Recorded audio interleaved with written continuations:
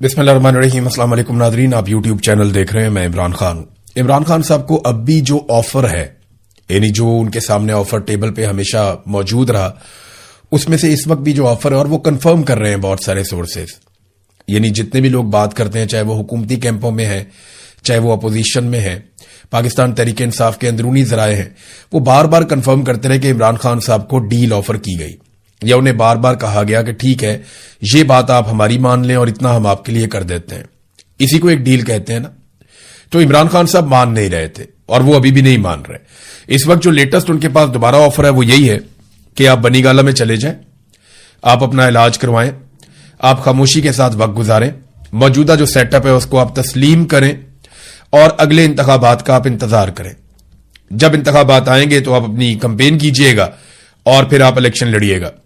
जबकि इमरान खान साहब का जवाब वही सादा जो मैंने आपको बताया। कुछ अर्सा पहले इमरान खान साहब की जेल में एक बड़ी अहम मुलाकात हुई, एक शख्सियत वहां पे गई और उसको रिपोर्ट भी किया गया। उसके बाद आपने देखा कि रजी ताहिर साहब को गिरफ्तार किया गया और उनसे एक ही सवाल किया गया, बार बार एक ही बात उनसे बार बार पूछी गई कि बताओ तुम्हें ये पता कैसे चला, बताओ तुम्हें ये बताया किसने, क्या जेल के अंदर से किसी ने बताया, बाहर खबर कैसे निकली, ये बताओ। तो वो इमरान खान साहब का तब भी जवाब यही था। जिन सोर्सेज से चीजें बाहर आई हैं वो मिलिट्री एस्टेब्लिशमेंट के अपने सोर्सेज हैं। अब ये जब खबरें निकलती हैं, हर आदमी का अपना एक हल्का अहबाब है, तो चीज निकल आती है कभी ना कभी, फौरन नहीं निकलती तो टाइम लग जाता है, लेकिन अल्टीमेटली चीजें बाहर आ जाती हैं। तो उसमें यह बताया गया कि इमरान खान साहब बज़िद हैं उसी बात के ऊपर कि मेरा मैंडेट वापस किया जाए, नहीं तो आप नए इलेक्शन अनाउंस करें, आप पाकिस्तान में एक नए इलेक्शन अनाउंस करें, इसके बगैर पाकिस्तान आगे बढ़ेगा ही नहीं। पाकिस्तान के मसाइल का हल अब एक साफ और शफाफ नए इंतखाबात के अंदर है। और तब से लेकर अब तक इमरान खान साहब लगातार अभी भी कैद तन्हाई में है, उनके ऊपर बहुत सख्ती की गई है। पाकिस्तान तहरीक इंसाफ ने उनकी कैद तन्हाई खत्म करने के लिए एक एहतजाजी तहरीक चलाने का ऐलान किया है और 2 महीने का वक्त दिया है।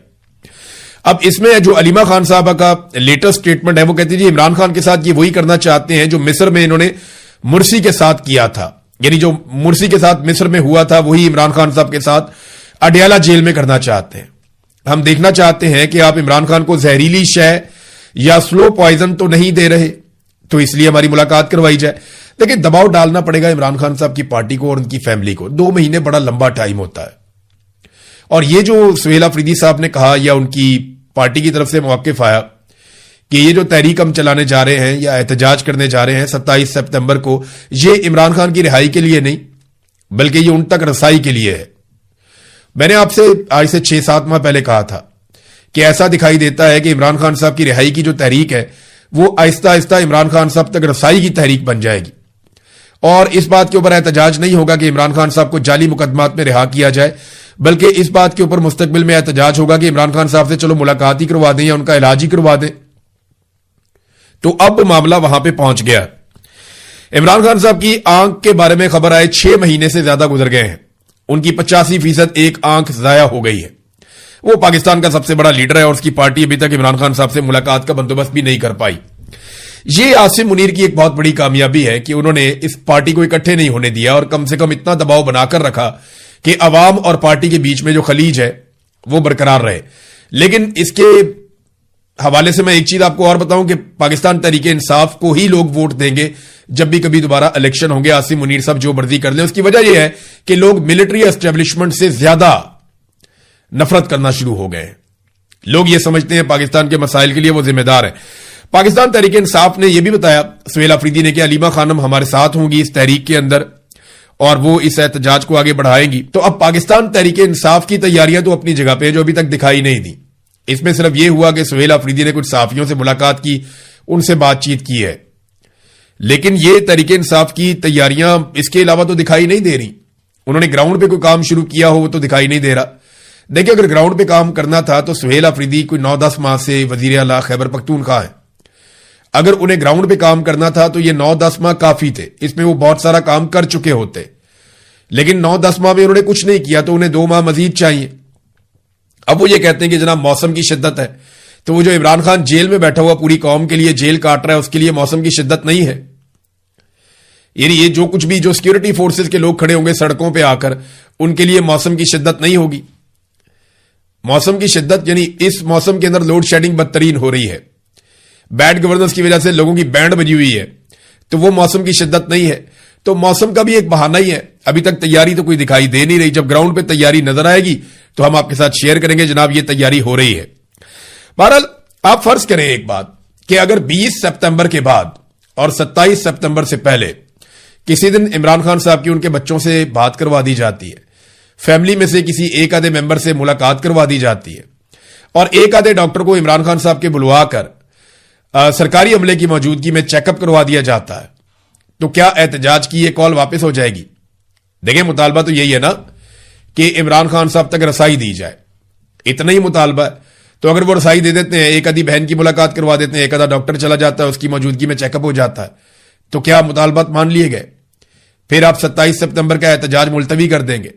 دیکھیں بڑا چھوٹا مقصد انہوں نے رکھا ہے کہ جی عمران خان صاحب سے ایک ملاقات کرنی ہے, اس لیے ہم ایک لانگ مارچ کرنے جا رہے ہیں. ایک بہت قومی ایشوز کے اوپر لانگ مارچ ہوتا ہے بھائی.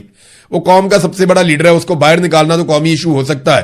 اس سے ملاقات کرنا یعنی آپ کیا مانگ کیا رہے ہیں؟ آپ کہ ہم صرف ملاقات کرنا چاہتے ہیں عمران خان صاحب سے؟ تو ملاقات اگر آپ کرنا چاہتے ہیں تو اس کے 100 اور طریقے ہیں. اتنا بڑا لانگ مارچ کرنے کی آپ کو کیا ضرورت ہے؟ وہ طریقے انہوں نے کبھی اڈاپٹ ہی نہیں کیے. یہ خیبر پختونخوا میں ان کے پاس حکومت ہے, انہیں پتہ بھی ہے کہ کس طریقے سے بازو مروڑا جا سکتا ہے, لیکن ابھی تک انہوں نے بازو مروڑا ہی نہیں ہے, انہوں نے کوشش ہی نہیں کی. بہرحال 27 سپتمبر بھی بہت دور ہے. حکومت تیاریاں بھی کرے گی, حکومت سیکنڈ اور تھرڈ آپشن بھی سوچے گی. جبکہ پاکستان تحریک انصاف کیا کرتی ہے؟ ابھی تک تو انہوں نے صرف صحافیوں سے ملاقاتیں کی ہیں. عمران خان صاحب کی فیملی خود حیران ہے, جتنے عام لوگ ہیں پاکستان تحریک انصاف کے وہ سارے حیران ہیں کہ یہ تاریخ اتنی لمبی کیوں دے دی. اب بجائے اس کا جواب دیتے انہوں نے اٹھا کے شہباز گل کے اوپر چڑھائی کر دی خیبر پختونخوا کی حکومت نے کہ جی وہ بہت برا آدمی ہے, وہ بہت بڑا غدار ہے. بھئی یہ غداری تمہیں ابھی یاد آنی تھی, پہلے تمہیں یاد نہیں آئی. یہ اگر یہ چیزیں ہیں, یہ تو پہلے الزامات جو شہباز گل کے مخالفین ہیں یا دوسری پولیٹیکل پارٹیز کے لوگ ہیں وہ اس قسم کی باتیں کرتے تھے. اب آپ نے بھی یہ باتیں کی ہیں, اور کوئی لوگ اندر سے بھی یہ بات کرتے تھے. یہی باتیں شیر افضل مروت نے بھی کی تھیں, اور یہی باتیں اب شفیع جان نے بھی کی ہیں. اور یہ موقع نہیں تھا لڑائی ڈالنے کا, لیکن لڑائی ڈالی گئی, ہم نے دیکھا لڑائی ہوتے ہوئے. تو ناظرین یہ جیسے جیسے تحریک کا ٹائم قریب آئے گا, میری امید تو یہ ہے کہ لوگ اکٹھے ہوتے جائیں گے. سوشل میڈیا یا ڈیجیٹل میڈیا یا اس کے علاوہ جو جتنے بھی جمہوریت پسند لوگ ہیں یہ اکٹھے ہوں گے. لیکن یاد رکھیے گا کہ فضل الرحمان صاحب کیا اکٹھے ہوں گے؟ لیکن یاد رکھیے گا فضل الرحمان صاحب مجھے ابھی تک اس سارے کھیل میں دکھائی نہیں دے رہے. فضل الرحمان صاحب جو ہیں وہ اگر شامل ہوئے بھی نا تو وہ کسی اور کی بھی ٹیم کا کام کریں گے. مجھے کبھی بھی فضل الرحمان صاحب پہ اس بات پہ بھروسہ نہیں آیا کہ وہ اینٹی اسٹیبلشمنٹ ہو سکتے ہیں. ہاں وہ تھوڑے بہت سٹیٹمنٹ دیتے ہیں, اس کے بعد انہیں ان کا کوئی مفاد مل جاتا ہے تو وہ سائڈ پہ ہو جاتے ہیں. فضل الرحمان صاحب کا موقف ہمیشہ اصولی نہیں ہوتا, ان کا موقف ہمیشہ وصولی ہوتا ہے. وصول کر لیتے ہیں, اپنا مفاد لے لیتے ہیں, اپنی پارٹی کا مفاد لے لیتے ہیں اور سائڈ پہ ہو جاتے ہیں. ہم نے تو ابھی تک یہی ہوتے ہوئے دیکھا.